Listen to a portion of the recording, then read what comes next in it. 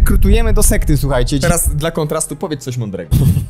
To jest coś, czego nie jest w stanie osiągnąć żaden lek, ani koktajl lekowy. 50% przestaje mieć po kilku tygodniach stosowania stylu niskowęglowodanowego. Ale jeżeli chodzi o psychikę, to nadal Odciągnąć tego pacjenta od śmierci. że rok 2024 ogłaszamy rokiem wycofywania chorób psychiatrycznych dietą. Uczę się od polityków także. Spróbujmy włączyć teraz telewizję i radio i nagle już nie wiesz co myśleć. No i co? No i co? I co było na śniadanie dzisiaj? Pacjentom trzeba dać nadzieję na lepsze życie w przyszłości. Skąd powstały śniadania, skąd powstały płatki śniadaniowe? Oni się chwalą tym, że jest miliard ludzi chorych. Bo nikt za nas tej debaty nie zacznie. Niemalże w 100% wyleczony z dwubiegunów. Że nie już tylko można pięknie żyć, ale nawet trzeba. Były tańce, było lizanie, wszystko było w pierwszym odcinku. No, Skończyliśmy na depresji. zatańczysz z książką teraz? Tak, bo ty nam dajesz mówić i nie przerywasz, w ogóle to jest super kanał, że dajesz Tak, mówić gościom. tak, Nie tak. musisz gonić za jedzeniem, jedzenie goni ciebie. Fajnie tu być, fajnie tu przyjeżdżać tak. za każdym Chciałbyś razem, coś- bo... Nie mogę się śmiać, bo mi opryszka. Niczym apostoł braci rodzeń. Dziękuję.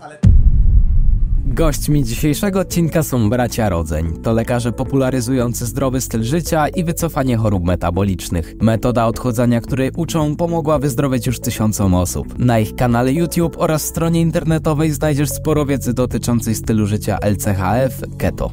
Cześć, z tej strony Grzegorz Kusz, witaj na kanale. Muszę się powstrzymywać, bo się tak śmialiśmy przed chwilką, że Mateusz mówi, że nie mogę się śmiać, bo mi opryszka. No dobra, witamy serdecznie, ale Witajcie. fajnie tu być, fajnie tu przyjeżdżać za każdym razem, Chciałbyś bo... coś powiedzieć? Nie, Tak. absolutnie. Właśnie fajnie Sobie jest z tobą... pomilczymy sobie przez kolejne pół godziny. Tak, bo ty nam dajesz mówić i nie przerywasz, w ogóle to jest super kanał, że dajesz mówić gościom Czujemy to, się jak u co siebie. myślimy, nie? Dokładnie. Wiadomo, że był scenariusz, to co mamy Oczywiście, mówić, ale oczywiście. my Pytania możemy na to maila mówić poszły, wtedy nie? chcemy. Także Tak, fajnie. Moderujemy to wszystko. Były tańce, było lizanie, wszystko było w pierwszym odcinku, no spróbujmy to Z kim lizaliśmy? skontynuować. Ale nie, to nie powiemy z kim, Nie z kim co powiemy, no. lizaliśmy. Obejrzyjcie. Pierwszy odcinek trzeba zobaczyć. Tak, Idziemy dalej, fajnie jest. Och, dobra. 3, 2, 1. 3, 2, 1. Czy 2-1, co to było w Co to ogóle? było? Ja zapamiętałem z pierwszego odcinku bardzo dużo elementów, ale... Skończyliśmy na depresji, Ale pamiętaj, bardzo miliard ważne. ludzi, miliard Tak, ludzi. tak, Oczywiście, że tak. I ambicja, żeby więcej tych Idźmy w to, ludzi idźmy było. w I to. to jest myślę, że bardzo ważne, bo tu nie chodzi o to, że miliard ludzi zdrowych i WHO chciałoby, żeby więcej ludzi, 1 200 000 milionów było tak zdrowych, jest, tak tylko jest. żeby więcej ludzi było ja Oni chorych. zacznę. oni się chwalą tym, że jest miliard ludzi chorych i będzie jeszcze więcej chorych. I że młode dzieci, tak, czy dzieci, znaczy młode dzieci, Chorują na cukrzycę chorują typu na drugiego. cukrzycę, czyli chorobę, którą Tak. ja w młodości znałem, że to jest choroba starych ludzi, tak, starszych Tak jest. dziadków Oczywiście, i tak tak jest. dalej. Więc to jest To jest Matrix. Co tu jest nie To jest Matrix. Tu jest napisane na drzwiach Matrix. Tu możesz wejść do Matrixu, my uwalniamy z Matrixu. Zresztą ta okładka w ogóle pokazuje wszystko, co ona ma. Trzeba się w nią nie tyle wczytać, ale w nią Wyjście z przeglądnąć. Matrixu jest Młody, weź tam do przybliż. Polski, do jedzenia, do Młody, przybliż. naturalnego jedzenia. Wyciągamy ludzi z Matrixu. Mateusz, Tak, kontynuuj ale- tą myśl, bo musimy, nic nie musimy, ale warto ją jakby skończyć. Oczywiście, ale ja... do cukrzycy może wrócimy, ale warto zacząć debatę, bo nikt za nas tej debaty nie zacznie. Choroby psychiczne. Tak jest. Bo to jest temat tabu, bo jeżeli chodzi o cukrzycę, na szczęście już wiemy, jak sobie z tym radzić. Coraz więcej osób ma świadomość.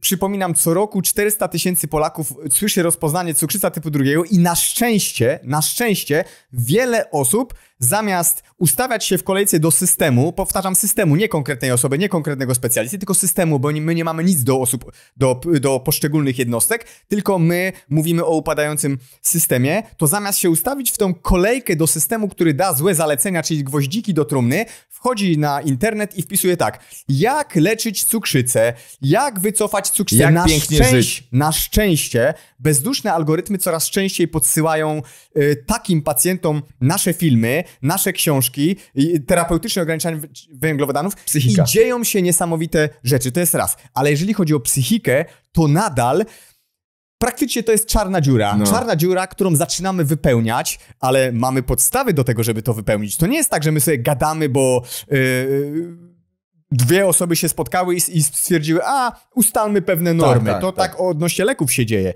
Ale to ty pociągnij dalej temat, jeżeli chodzi o choroby psychiczne, bo to jest niesamowite rzeczy dla osób chorujących na depresję, na inne choroby psychiczne dzieją się na polu stylu niskowęglowodanowego keto.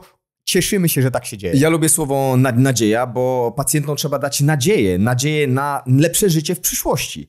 Nie może być tak, że po wizycie pacjent czuje się zagubiony, zdezorientowany, a po rozpoczęciu danej terapii czuje się gorzej i nie ma nadziei na piękniejsze i fajniejsze życie.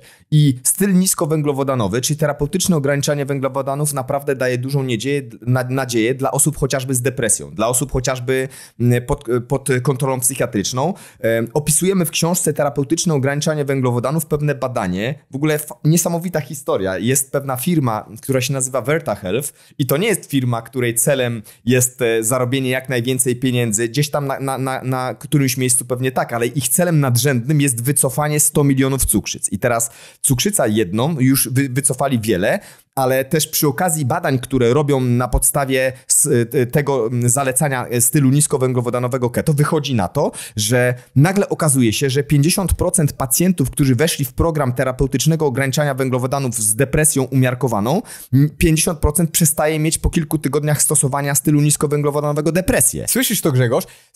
To jest coś, czego nie jest w stanie osiągnąć żaden lek ani koktajl lekowy, dawany osobom chorym psychiatrycznie. Nie ma takiej możliwości, żeby taką skuteczność miał jakikolwiek lek. Plus, uwaga, każdy lek ma bardzo często poważne skutki uboczne, jeżeli chodzi o leczenie psychiatryczne. Wrócę jeszcze raz nie do tańczenia, ani nie do lizania ściany, tylko wrócę do konferencji w Zurychu, w Szwajcarii, gdzie byliśmy zaproszeni jako przedstawiciele, wpływowi przedstawiciele. No, wiadomo, że jako skromni ludzie śmiejemy się z tego, no bo... Ale przepraszam, dodam, Łukasz, jako przedstawiciele milionowej społeczności, bo my sobie, wiecie, to nie jest tak, że my sobie mówimy do ściany.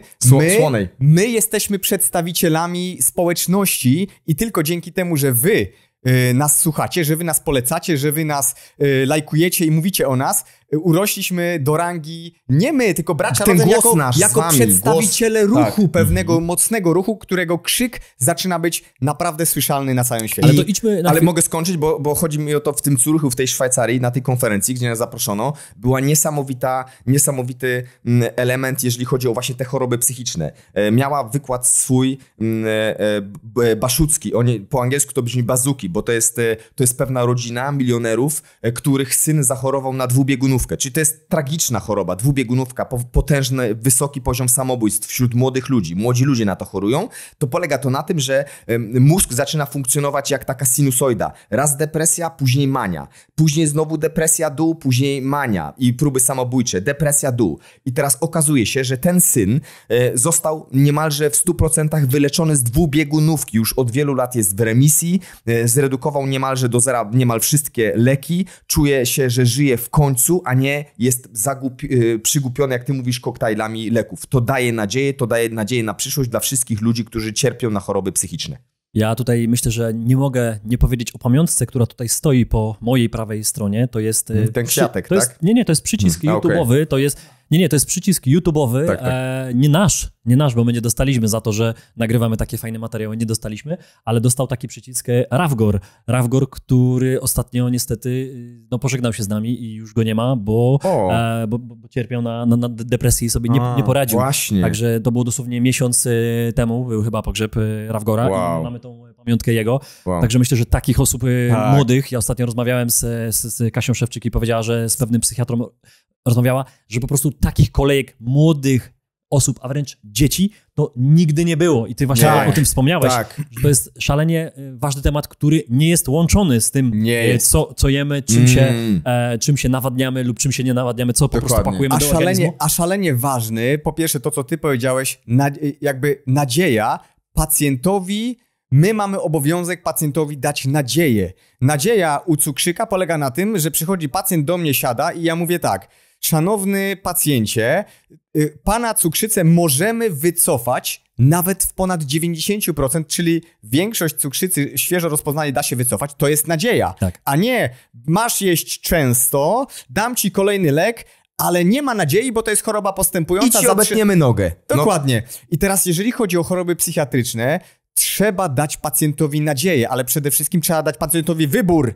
Nie tabletka na pierwszej wizycie, tylko trzeba, i myślę, że za naszą sprawą, nie naszą w dwóch, tylko za naszą wspólną, czyli społeczności, temat leczenia chorób psychiatrycznych dietą keto i terapeutycznym ograniczaniem węglowodanów wejdzie na salony, przynajmniej ja nie mówię, że system nagle zacznie tylko terapeutyczne ograniczanie węglowodanów zalecać, ale pacjentowi należy się nadzieja. Czyli okej, ma pan możliwość, dam panu koktajl lekowy, ale jest coś takiego jak terapeutyczne ograniczanie węglowodanów, no to jest zdrowe jedzenie. Proszę najpierw przez 6 miesięcy spróbować terapeutycznego ograniczania węglowodanów, zanim ruszymy po leki, które mają takie objawy niepożądane, takie objawy niepożądane i takie objawy niepożądane. I teraz ja od tego zwykle jestem. Oczywiście to trzeba zdawać sobie sprawę, że są wybitnie sytuacje, w których leki trzeba podać.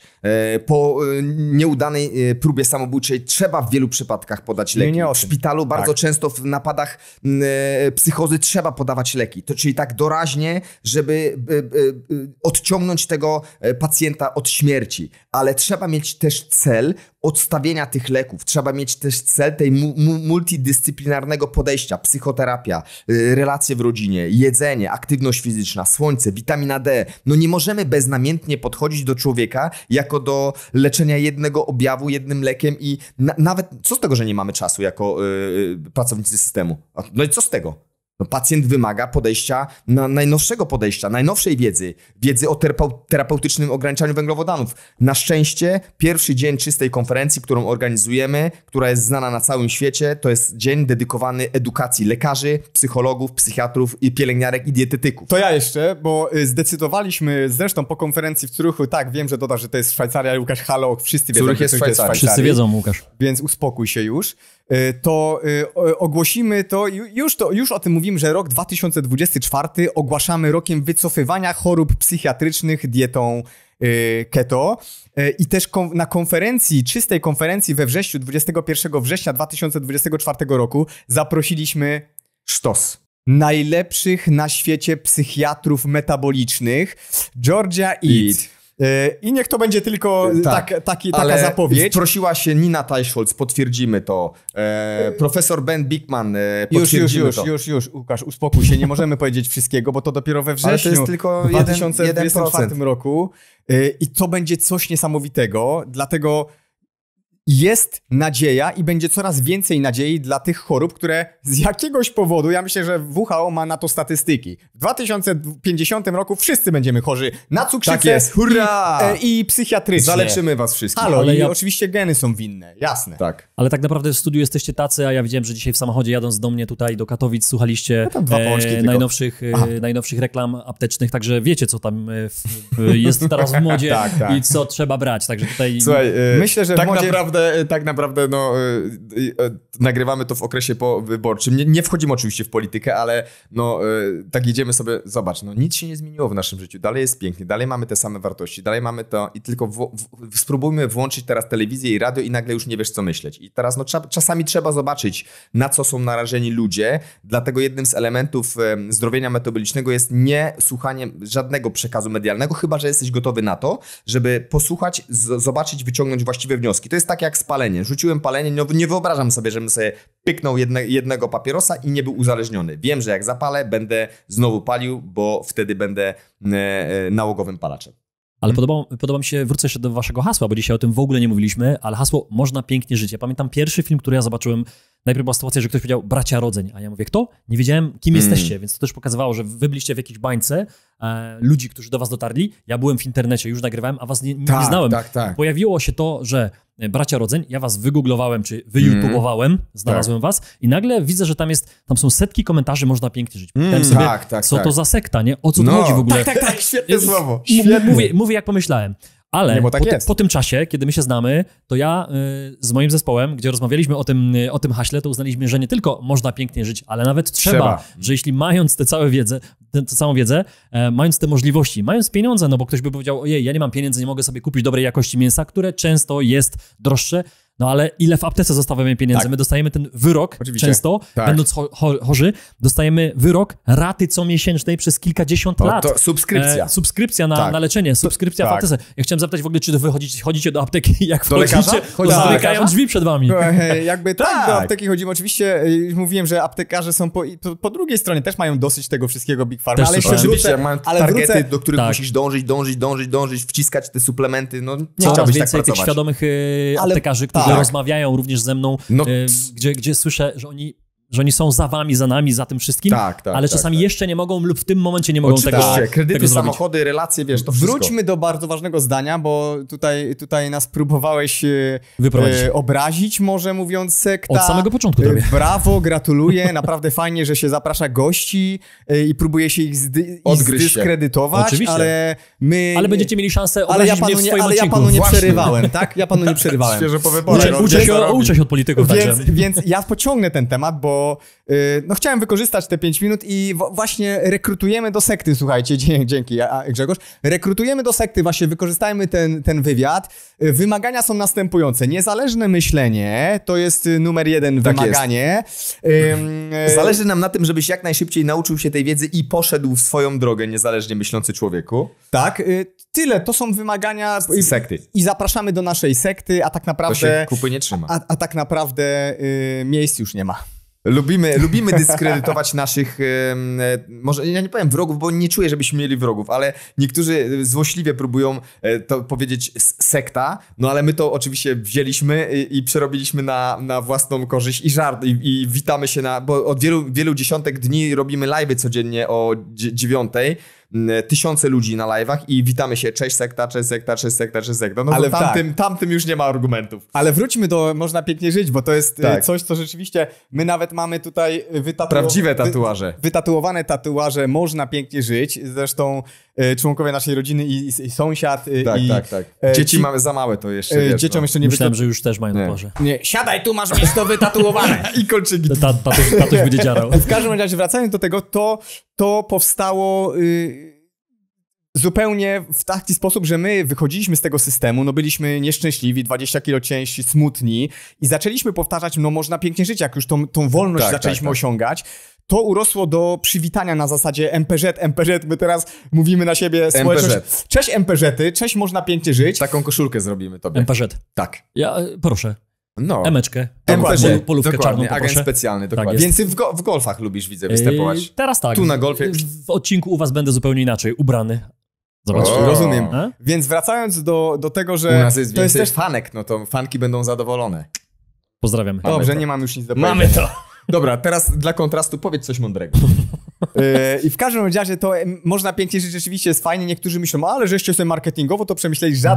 Żaden marketing tak naprawdę. To powstało samo z siebie i mimo, że wiecie, niektórzy uczą, że jak macie firmę w internecie, trzeba jakieś hasło wymyślić. No przecież Nike ma Just Do It. Przecież ktoś tam ma jakieś inne hasło. No to wymyślcie jakieś hasło. Nie czujcie jakiejś presji. Róbcie to, co uważacie, że jest słuszne. Zmieniajcie ludziom życie, pomagajcie, a to społeczność wam podpowie, co jest waszym hasłem. Tak. I naszym hasłem jest ewidentnie... W McDonald's spotkajmy... To nie to, dobra, to nie to. Pomyliło mi się. My, jak organizowaliśmy w tym roku konferencję, sukces, ponad 1400 osób, w sumie 3000 osób na konferencji, na żywo mnóstwo i brand na świat i zastanawialiśmy się dla prelegentów miejsca, no bo fajniej, żeby ta wizytówka też było miejsce i tak jedno wybraliśmy, gdzie nie ma śniadań na miejscu, że to nie jest hotel, tylko apartamenty i tak dalej. I tak mówimy, kurde, jak będą chcieli zjeść śniadanie, rozumiesz, w społeczności niskowęglowodanowej, gdzie generalnie większość nie je śniadań, my się zastanawiamy, czy będą jeść śniadanie, czyli to jest ten taki nawyk, powiedz, no właśnie, świadomość. Ale to idźmy od razu w ten nawyk, który jest w społeczeństwie i zobacz, temat w ogóle śniadań. Dobre. Ale zobaczcie, reklam. Która jest i czy jedliśmy śniadanie. Jest 13:03 i no. No i co? I co było na śniadanie dzisiaj? Jakie? Co? Przerwaliśmy ci, bo chciałbyś skończyć? Kawa, no. Znaczy to jest pytanie, które można długo zadawać, ale wiemy o co chodzi. Zobaczcie, nawet reklamy związane z tym, że płatki śniadaniowe, dzieci małe już wiedzą, do czego służą. Ale Grzegorzu, no i teraz w kuluarach, tutaj waszych młodzieńcze kuluarach, rozmawialiśmy z dziećmi, które tutaj, nie wiem, wykorzystujecie te gdzieś tu biegają. To montażę. Zaraz Państwowa Inspekcja Pracy się przyczepi. Czy wy płacicie tym dzieciom? W międzyczasie wam zszywają piłki, tak? No. W każdym razie na tym zarabiamy. Rozmawialiśmy, że... Świetny model biznesowy. Jak mocno... W tą machinerię można wrzucić nasze produkty. Wyobrażasz sobie to? Składam wypowiedzenie. Nie mogę... Ty jesteś prezesem. Oni mogą taniej składać wasze książki. Nie mogę złożyć sobie wypowiedzenie z pracy w tej firmie i rzeczywiście to zdanie jest jednym z lepszych marketingowych zdań wrytych w podświadomość człowieka, bo ja sam pamiętam, jak ty mi powiedziałeś, bo ty pierwszy zdobyłeś wiedzę i mi zacząłeś mózg prać, jak bez śniadania? Zaraz, halo, to ja jak mam wyjść? No to przecież ja zaraz za drzwiami padnę, bo przecież ten głód, który się pojawia rano, będzie rósł i on w końcu tak urośnie, że ja będę niepocieszony i będę na pewno... Ale ja tak żyłem. Ja wiem, wszyscy tak żyliśmy. Temu, że nigdy nie wyszedłem z domu bez śniadania. Tak, nigdy. Tak. I dlaczego? Jaka presja? Czy to w naszym odcinku powiemy o tym? W naszym odcinku. Powiedz, ale musimy się zastanowić. Wydaje mi się, że nie presja, po prostu przyzwyczajenie z domu. Ja nie miałem do nikogo pretensji, bo ja tak żyłem, bo nauczyła mnie tak mamę, babcia i tak dalej. I one nie są złymi kobietami, bo dały mi miłość wszystko, bo tak się nauczyły, bo tak nauczyła ich pewnie telewizja. To wszystko, cały ten system dał ten wzór, który później był powielany. Opowiedzmy historię, jak tak naprawdę, skąd powstały śniadania, skąd powstały płatki śniadaniowe. Myślę, że to jest warto opowiedzieć historię. Bo ją opisaliśmy w książce. Zatańczysz z książką teraz? Nie teraz. Wybrał lizanie ścian. Nie teraz. Okej, dobra. On będzie od lizania ścian. Generalnie ja bym to podsumował i takim zdaniem otworzył tą historię. Śniadanie jest nie najbardziej potrzebnym posiłkiem dnia, tylko najbardziej reklamowanym posiłkiem dnia. O, dobrze powiedziane. I teraz gdzie idą pieniądze? Dlaczego najbardziej reklamowanym? To ja powiem. Śniadanie jest najbardziej reklamowanym posiłkiem dnia nie dlatego, żeby reklamować je dla zdrowia, tylko dlatego, że okazuje się, że nawet do dzisiaj najbardziej pomijanym posiłkiem dnia jest śniadanie. No to uwaga, jeżeli śniadanie jest pomijanym posiłkiem dnia przez ludzi, którzy słuchają swojego organizmu, może nie mają czasu, ale nie czują głodu rano po otwarciu oczu, od razu idą do pracy, no to firmy produkujące śniadania, te wszystkie kuleczki, te wszystkie szeleszczące płateczki i tak dalej, wpadły na pomysł, zauważyły dziurę w rynku, którą mogą zagospodarować swoimi produktami. Więc trzeba przekonać ludzi do tego, żeby te produkty wlać w tą lukę, która jest do zagospodarowania. I teraz temu służy marketing, temu służy zastraszanie ludzi, którzy słuchają swojego organizmu, że jak nie zjesz śniadania, to umrzesz. Jak nie zjesz śniadania, to będziesz mieć wrzody na żołądku. Że musisz zjeść śniadanie, bo jak nie zjesz, to sobie zwolnisz metabolizm i później będziesz w ciągu całego dnia odkładać tłuszcz w tkance tłuszczowej i będziesz chory. A zobaczcie, nie zjedli śniadania, jacy są nakręceni. Ja również. Ale oczywiście, że tak. No przecież ketony, ciała ketonowe. Nie zjesz śniadania, wydłużasz okienko postu i twój organizm w większej ilości czerpie energię z tłuszczu, która jest efektywniejsza, powoduje właśnie takie... I nagle się okazuje, że jak nie zjesz tej słynnej owsianki, która notabene jest dla konia, a nie dla ludzi, no to nie jest pokarm dla ludzi, którzy chcą zdrowo i długo żyć, to okazuje się, że o godzinie 11 nie zasypiasz na biurku i to nie wynika z tego, że po prostu ta praca jest nudna, tylko dlatego, że źle zjadłeś, człowieku. No ale przecież jak zasypiasz, to możesz wypić energetyka. No tak, i potem, ale tak jak zasypiasz i czujesz głód po 2 godzinach od zjedzenia wysokowęglowodanowego śniadania, no to musisz coś kolejnego zjeść, no bo, ale z czego to wynika? No zastanówmy się, jesz tą słynną owsiankę albo jakieś inne płateczki gotowe, przecież no taki jest świat, że on nam podsyła już gotowe rozwiązania, ty już nie musisz myśleć, nie musisz gonić za jedzeniem, jedzenie goni ciebie i to jedzenie goni ciebie na śniadanie, ty jesz te płateczki śniadaniowe, wysokowęglowodanowe, bez względu na to, czy jest napisane bio, fit, czy jakieś eko na opakowaniu, to są przetworzone węglowodany, te wszystkie w opakowaniu płateczki. To pociąga za sobą hormonalne konsekwencje, czyli insulina, hormon odpowiedzialny za magazynowanie tego, co zjesz do wątroby i potem do tkanki tłuszczowej, wzrasta, jest dużo insuliny, która zaczyna wychwytywać ten cukier, no bo zjadłeś cukier, węglowodany, czyli cukier. Zaczyna wychwytywać ten cukier, szybko wpychać go do twoich komórek i przez to dochodzi do takiego szybkiego spadku glukozy, przez to chce ci się spać, jesteś znowu głodny, bo węglowodany mają taką tendencję do hiperfagii, czyli przejadania się, czyli jeżeli zjesz na śniadanie węglowodany, to za 2 godziny chcesz jeść, ale jeżeli chcesz jeść śniadanie, ale zjesz zamiast węglowodanów jajka, czyli białko i tłuszcz, nie chcesz jeść o 11, tylko o 12 albo o 14. Halo, to wynika z jakości jedzenia i makroskładników, które zjesz na pierwszy posiłek. I teraz zastanówmy się, czy... Nacisnąłeś go na kostkę. Co to oznacza? To jest taki przycisk. Nie, my mamy taki sygnał. Przestań mówić. Rozumiem. Przestań mówić. Bo ja zaczynam. Ma taki guzik. No tak, to jest tak między bliźniakami tak jest i chciałbym to w potwierdzeniu do tego, co ty mówisz, musimy zastanowić się. Czy śniadanie, które teraz się tak promuje jako zdrowy element dnia, jakby wynika właśnie z fizjologii, z nauki? No nie, no piszemy dokładnie w tym książce w temacie przyjdź do fabryki po śniadaniu. Przeczytam kawałek, jeżeli pozwolisz. Oczywiście. Dawno temu... Proszę tam o ciszę, bo... Dziękuję. Czy wy jesteście sławni, czy my? Widownia, nie, to jest widownia, która ma po prostu pytania, tak jak w Gliwicach nagrywaliśmy, widzieliście. Będziecie mieli młodzieży swój kanał? To będziesz mógł... Proszę sobie założyć kanał na YouTube. Będziesz mógł przyjść na wywiad do Grzegorza. Nie, przecież my wam nie przeszkadzali. Dawno temu, ty też słuchaj, bo tego nie wiesz. Dawno temu, kiedy ludzie nie pracowali jeszcze w fabrykach, wstawano o wschodzie słońca, pierwszą rzeczą, o której się myślało, nie było zjedzenie śniadania. Jak już wiesz, często najpierw myślano o pracy. Tak było. Pracowano najpierw na czczo, później dopiero ewentualnie myślano o zjedzeniu, po czym ją wykonywano na czczo.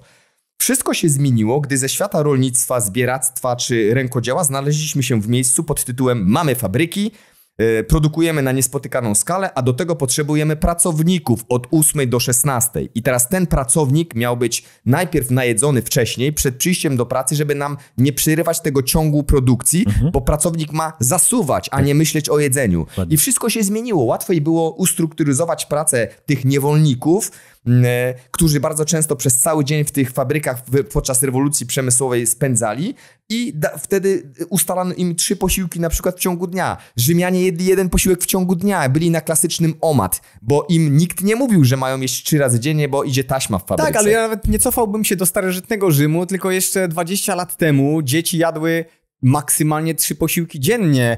To było tak, że wstawały, jadły ten pierwszy posiłek, potem wybiegały na dwór, biegały, grały w gałę. Babcia lub mama miały problem, żeby zawołać je do domu. Tak naprawdę, tak, jak udało się... No my byliśmy tymi dziećmi. Ja też jak udało się o godzinie 15 zawołać dziecko do domu, było dobrze, ale raczej były negocjacje. To musiało być natychmiast. Potem gramy w piłkę!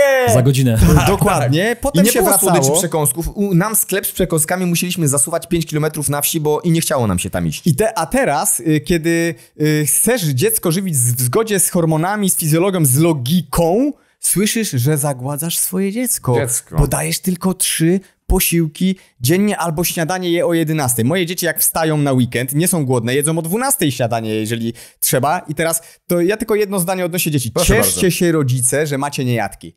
To jest zbawienie. Tak. Niejadki będą zdrowymi metabolicznie dorosłymi. Nie wciskajcie na siłę dzieciom i broń Boże, nie wypowiadajcie tych projektujących jedzenie dzieciom zdań typu jak nie zjesz, to nie wyjdziesz. Albo mamusia cię tak śniadanie, kocha bo to po zjedzeniu tego jedzonka. Tak cię błagamy, kocham. nie róbcie tego, a już mamy problem, bo polskie dzieci tyją najszybciej w Europie. My musimy coś zrobić i oczywiście my, czyli rodzice, my musimy coś zrobić, a żeby coś zrobić, wiedza.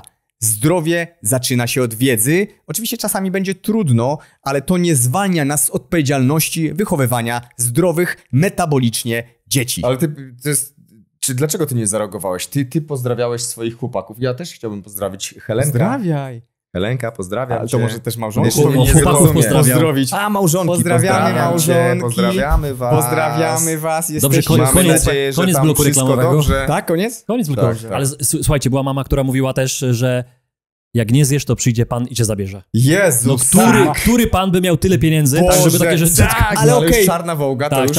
Czarna wołga przyjedzie. Ja pamiętam, że jak my nie jedliśmy, bo graliśmy w piłkę, tą niewirtualną, tylko tą prawdziwą, gdzie nie było trawników, było wszystko wydeptane, to mama rzucała już jedzenie z okna, żebyśmy cokolwiek zjedli. Bo nie chcieliśmy przyjść do domu. I też piłki były szyte w Niemczech, a nie w Chinach. Tak było. Okay. Zmieniając temat troszkę, tak? Na Niemcy chyba bardzo coś tam ciągnie cię w kierunku zachodu. Dokładnie. Mów. Wybiłem cię. Dzieci, piłka. Dzieci, piłka.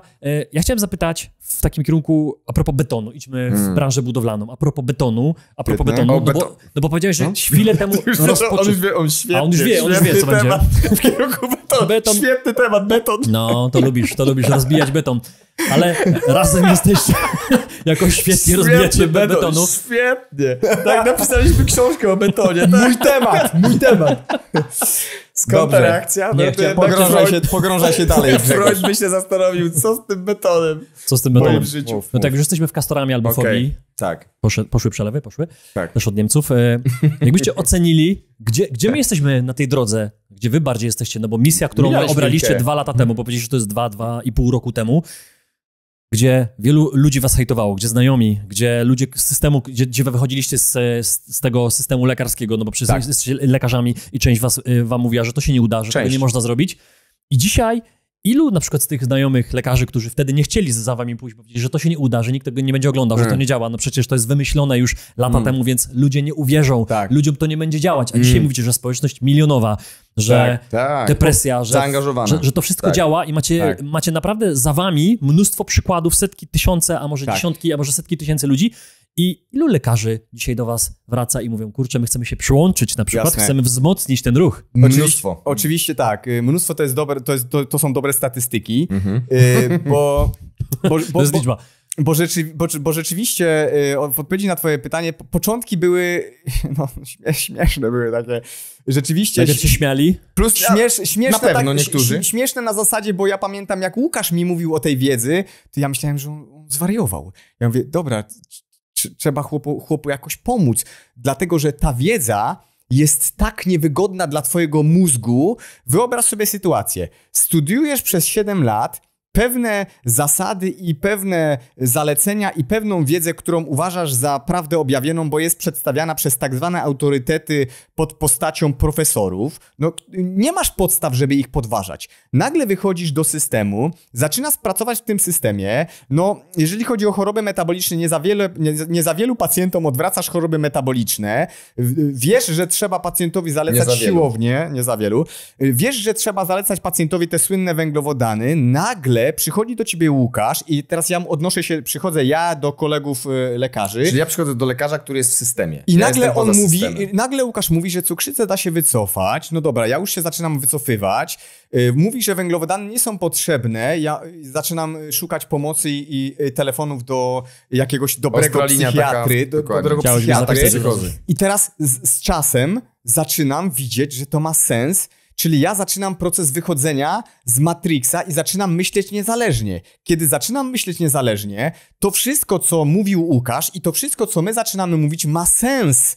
Czyli po latach wielu mówi, rzeczywiście to jest w porządku i przyznaje nam rację i prędzej czy później będzie nas coraz więcej, dostajemy, już masz tę informację od studenta medycyny, który napisał. To jest jedno. Wielu lekarzy, ale chociażby pierwszy dzień czystej konferencji, na którym było 200 lekarzy i dietetyków, nie na siłę, nie zmusiliśmy nikogo, ale coraz więcej profesjonalistów przychodzi, bo po prostu budzi się i zaczyna myśleć niezależnie.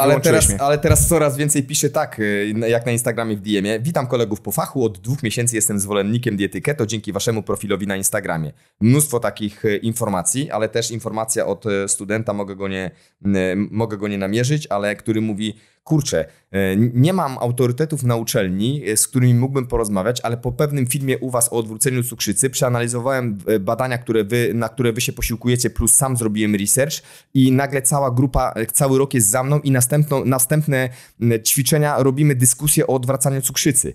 Rozumiesz? Czyli dzieją się fajne rzeczy. To nie jest tak, że ten, jak ty mówisz, beton, bo tutaj beton mentalny. Ale on jest kruszony. Ale do tego betonu trzeba podchodzić z empatią, ze zrozumieniem, ze współczuciem, bo zobacz, ten beton chce być kruszony. My też byliśmy betonem. Że ja bym ten beton tak bardzo pozytywnie, może nie beton, tylko no właśnie, dlatego też się zaśmiałem. Nieświadomość, brak wiedzy, brak wiedzy. Nieświadoma niekompetencja. I teraz tak. Że my nawet nie wiedzieliśmy, że nie wiemy. I teraz ten brak wiedzy jednak, zobacz, trafił na podłoże takie, które mówi, dobra, to rozmawiajmy z tym. I teraz wiedza jest tak potężna, że nie da się tego zbagatelizować. Bo jeżeli zbagatelizujesz to przed grupą 30 studentów, jesteś antyautorytetem dla nich. Bo oni ci będą podważać każde zdanie, wyśmiewać się i będą cię deprecjonować. Stracisz chęć do życia. Panowie, ja tutaj zadaję pytania, które mam na kartce, czyli na nią w ogóle nie spojrzałem, czyli to są oczywiście pytania z mojej głowy, czyli jestem ciekawy, jestem uczniem. I pierwszy raz, Janusz, który siedzi po lewej stronie, napisałby pytania, których nie zadałem, jak zwykle. Będzie siebie domu. Czy jest jakieś pytanie, które powinienem wam zadać, albo które chcielibyście usłyszeć, że jest ważne dla widzów, dla Polaków, którzy chcą te zmiany, którzy potrzebują te zmiany? To ty na poważnie pytanie, po co ci Janusz? Ale to... żeby fakturę wystawiać. Dokładnie. Tak. Pozdrawiam Janusza. Oczywiście, ja sobie tak wyobrażam, że pytanie jest takie, czy system się kiedykolwiek zmieni? czy to, co my mówimy, co jest nadal takim internetowym systemem, no bo my tworzymy swój system, ale wielu pacjentów pewnie obserwuje to wszystko i zadaje sobie pytanie, czy system bezduszny, nie nastawiony na profilaktykę, tylko czekający, aż chory pacjent podczołga się pod drzwi systemu, czy on się kiedykolwiek zmieni? To ja odpowiem. Dobra, ale to ja też odpowiem. Uważam, że tak.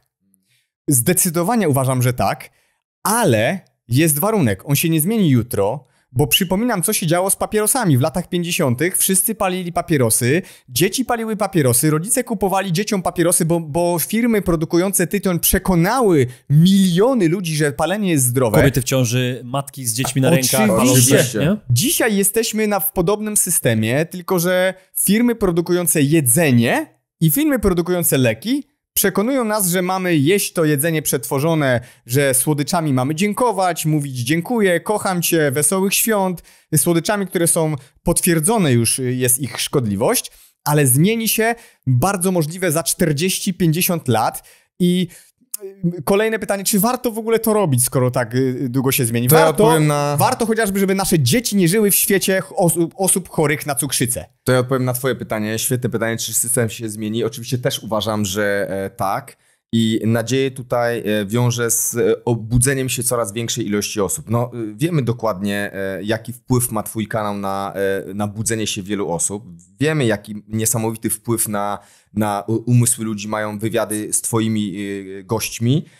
Więc wierzę, że coraz więcej ludzi się budzi i właśnie zauważa, że kurczę, no żyliśmy w jednej wielkiej manipulacji i nie chcemy tak żyć. I uważam, że oni są wtedy gotowi na to, żeby wziąć wiedzę od nas czy od twoich innych gości i tą wiedzę wdrożyć w życie. I oni są, uważam, warunkiem zmiany systemu. System zmieni się oddolnie prędzej i wywrze wpływ na decydentów tego systemu. I naprawdę głęboko w to wierzę, że któryś decydent na przykład sam będzie przed amputacją nogi, nie życzę nikomu, z powodu źle kontrolowanej cukrzycy i powie do jasnej cholery, może spróbuję keto. Wycofa sobie tą cukrzycę i już później nie będzie mógł żyć tak samo, będzie musiał tą wiedzę nieść niczym apostoł braci rodzeń. Dziękuję. Ale też ta odpowiedź jest pozytywna, dlatego że my jesteśmy w tej społeczności światowej i wiemy, co robią nasi koledzy. Na przykład w Wielkiej Brytanii dr David Unwin, do którego tak zwany system przyszedł i poprosił o pomoc. Na zasadzie, hejtowaliśmy cię, ale teraz pomóż nam, bo to są ogromne oszczędności dla systemu.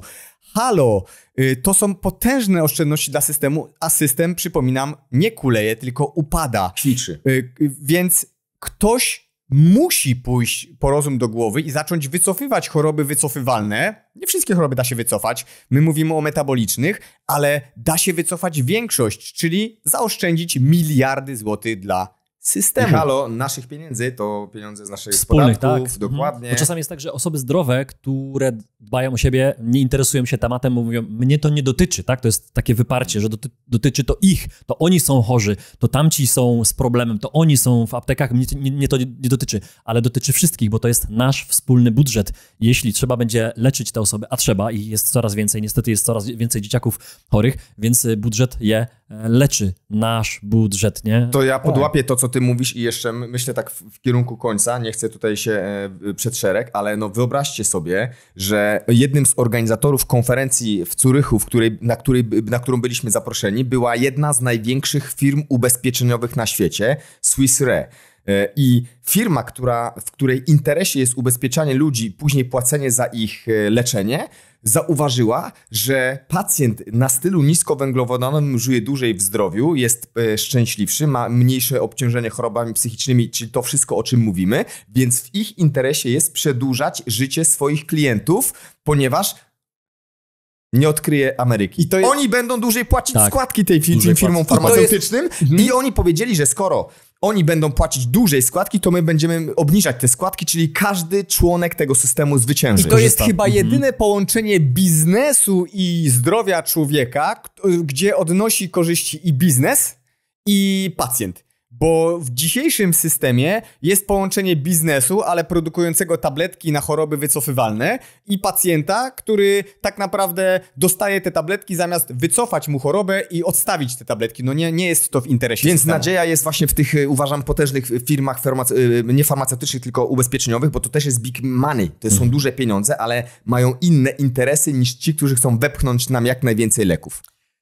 Podobają mi się te przykłady ze Szwajcarii, który powiedziałeś, że faktycznie firmy ubezpieczeniowe zaczynają rozmawiać. Mówiłeś o tym przykładzie kolegi waszego z Wielkiej Brytanii, gdzie też ten system do niego przyszedł i poprosił o pomoc. To pokazuje, że te przykłady ogromnych korporacji, które mówimy, że to one są winne tego wszystkiego, że jak one przychodzą, one zaczynają zmieniać i widzą, że wszystkim się to opłaci, jeśli coś zmienimy, no to jest ogromna nadzieja, którą dajecie pacjentom, naszym widzom. Także dziękuję wam po raz kolejny za, myślę, że ogrom nadziei w te pół godziny, które przelaliśmy do was i... Nie ma innej możliwości, żeby budować społeczność, nie spotykając się. Dokładnie Internety są świetne, ale jak się nie spotykasz, to czegoś tutaj brakuje. Ale zobacz, moglibyśmy przecież nagrywać te nasze nagrania również online. Wy u siebie, ja u siebie. Nie byłoby połowy tej energii, która jest tutaj dzisiaj przez... Jednym z elementów tego pięknego życia, o których my mówimy, są interakcje, ale międzyludzkie na żywo. No jest coś takiego niesamowitego. Przepływ energii, no nawet patrzenie komuś w oczy. No magia. Będzie tej magii więcej, nie tylko na konferencji, ale również na kanale Braci Rodzeń, gdzie nagramy zaraz odcinek, niespodziankę, Szykuj więc pytania. szukajcie tego odcinka, będzie petarda. Tu mam pytania. Do zobaczenia. Dziękujemy za obejrzenie tego odcinka. Jeśli Ci się spodobał, nie zapomnij zostawić łapki w górę i subskrypcji, aby nie ominęły Cię nowe filmy. Sprawdź również pozostałe odcinki na kanale lub słuchaj ich w formie podcastu. Do usłyszenia.